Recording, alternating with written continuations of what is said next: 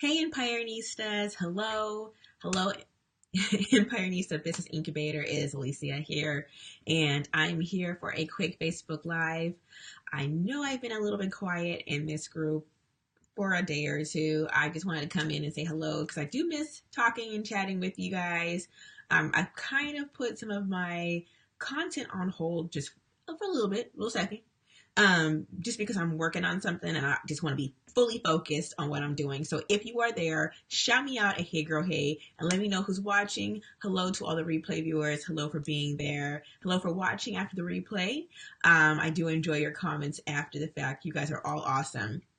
So, I'm talking real quick about trusting your gut, trusting your instinct, and going for it. So, I noticed that a lot of entrepreneurs, especially a lot of us women, we always go back and forth with the decisions whether or not we're going to do something, are we going to host something, are we going to pay for something, are we going to buy something, is this the right time to do X, Y, and Z, blah, blah, blah, blah, blah, blah, blah. But a lot of times we just have to trust our gut and go with it and go with the instinct. So I did share that yesterday that I'm writing content. So I've been elbow deep in content for the past 2 days, and I feel like I'm kind of coming at the end of this particular thing that I'm writing. It's not a book or anything or a novel, but when it comes to sales, writing sales pages or writing sales copy, I tend to have a little bit of difficulty. And I don't mind sharing this because I know this can help someone. I don't like selling. I don't. I don't like selling at all. I don't like selling whatsoever, in a traditional sense. And this all stems back from when I used to work for a bank. I used to work for a very popular bank. I don't know if it's all nationwide now, but um, I used to work for a bank. And I was a teller at one point, and then I was a customer service banker and a teller. So it was the banker and teller position combined. And when I got the promotion, I actually switched branches, and I needed to move closer to North County to be by the base that my husband worked at. So I did that, and when I got in the position, it definitely wasn't what I thought it was going to be. Or not the way that I saw it at my previous branch. My previous branch, I had been cultivated and I had been really trained to be a service manager at a bank. And I knew that side. Like I knew that side, like back of my hand. And so we didn't have to sell in a certain way, the way that on the other side, the banking side, the financial side did have to do. So when I switched branches, I ended up having to do things that I didn't want to do. I didn't feel comfortable with doing. So they had this one thing where it was one weekend, one Saturday. My branch that I transferred to was actually closed on the weekend, so that was good. But one Saturday a month, we had to go in on a Saturday, sit there, and for like 3 to 4 hours, call people on the phone, cold call customers, existing customers, and say, do you want a home equity line of credit? Do you want to open up a credit card? Do you want to open up, get a house loan? All of this stuff. Do you want to open up an IRA, a new CD? But there was no training whatsoever on how to do this. And so I would literally hate to do this. And all of the bankers, me and this guy, Alex, we had become great colleagues. Another one, Mary Beth, she stole my sales, but I won't go there. I won't go there. If she's still working for Wells Fargo, she's probably still stealing people's sales because she don't know what she's doing. But anyways, um, he hated it too. He hated it. We all hated it. Hell, all of the people that I went to school with for to be a banker, they all hated it too. And we would all email each other and say how much we hated it because it was ridiculous. The sales goals were outrageous. And now that we found out that they don't have these sales goals anymore because there's this big hoopla of illegal things that were going on. But we had to get on the phone and we had to cold call people. And that is where my whole mindset block started when it came to selling. Now, I had no problem selling before. I could tell you, I could sell salt to a slug when I worked at my previous branch. And one of my managers is actually in this group. So I had no problems hitting gold every single time. I probably first quarter I hit bronze because I didn't get it. Second quarter I hit silver, and then after that it was always gold, gold, gold, gold, gold. And I actually had when I applied to be a service manager at another bank, because I had such good scores and I had such good sales goals, I had this guy, of course, he would be a guy, and he was probably about the same age as me. He got a little, competitive there. He was, trying to like basically go through all my reports, go through all my stuff to see if he could, pick out something that wasn't right. And I was like, okay. And then of course I'm a sister too, so he was, intimidated by that because Brad could not believe that, Shaniqua, that's his attitude, and I'm just being honest. He could not believe that Shaniqua, in his mind, could be such a great, employee, such a great salesperson, such a great person, a people person. And I'm an introvert, so I do what I gotta do to get where I need to get, and then I go back home and, decompress.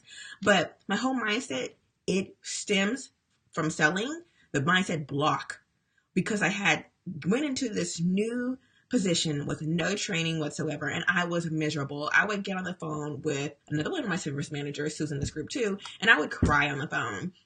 Another district manager, I was a part of this, it was like a Black organization, colleague organization within the bank.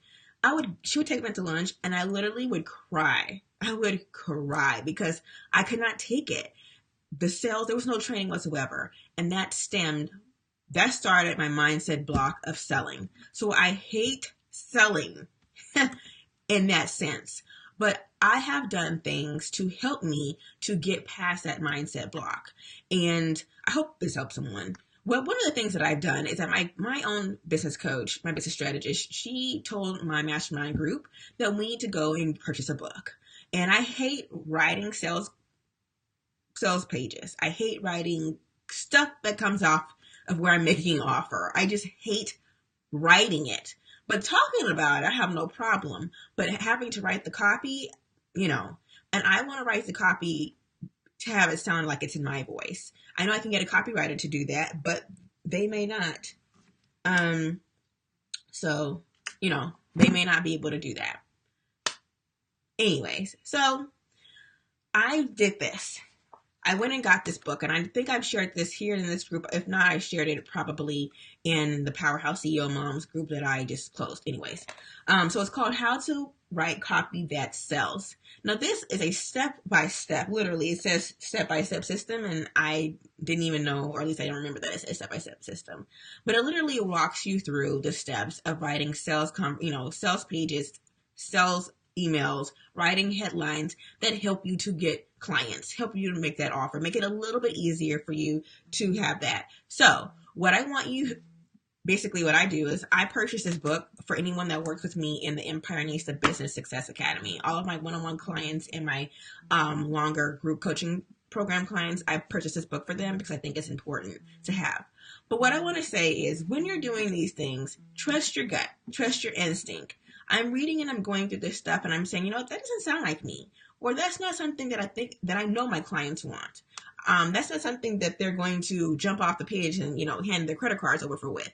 So trust your gut, trust your instinct, and trust the process. As I'm writing this copy, I'm learning more about myself, and I'm digging deeper into who my ideal clients are. I'm digging deeper into their wants, and I'm digging deep into their desires and what they want to accomplish.